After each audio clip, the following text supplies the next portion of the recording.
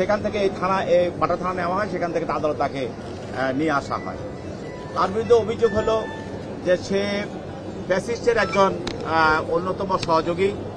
গত 15 বছর যারা এই ফ্যাসিস্ট হাসিনাকে সহযোগিতা করেছে, তাদের অভিনয়ের মাধ্যমে, নায়ক গানের মাধ্যমে এবং বিভিন্নভাবে ফ্যাসিজম চালিয়ে যাওয়ার জন্য তারা সহযোগিতা করেছে, তার মধ্যে সে একজন অন্যতম।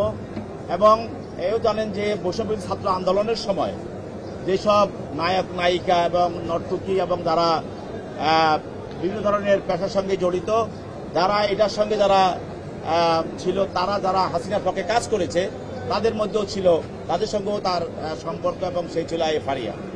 তো আজকে আমরা বলেছি যে এই ফ্যাসিস্ট হাসিনাকে বিভিন্নভাবে সহযোগিতা করেছে মানুষ।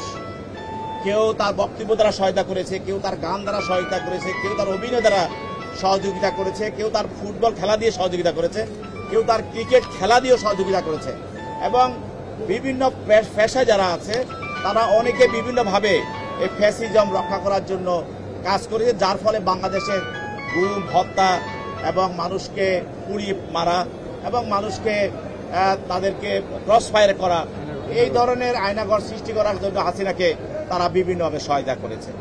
যেহেতু ফারিয়াকে তদন্তকারী কর্মকর্তা, অন্যান্য আসামি যাদেরকে গ্রেপ্তার করা হয়েছে, যাদের সঙ্গে তার তদন্তের বিষয় জিজ্ঞাসাবাদ করা হয়, এবং যখন এজাহারটা করা হয় তখনও তাকে এই ঘটনার সঙ্গে সম্পৃক্ত পাওয়ার কারণে তাকে এজাহারভুক্ত করা হয়।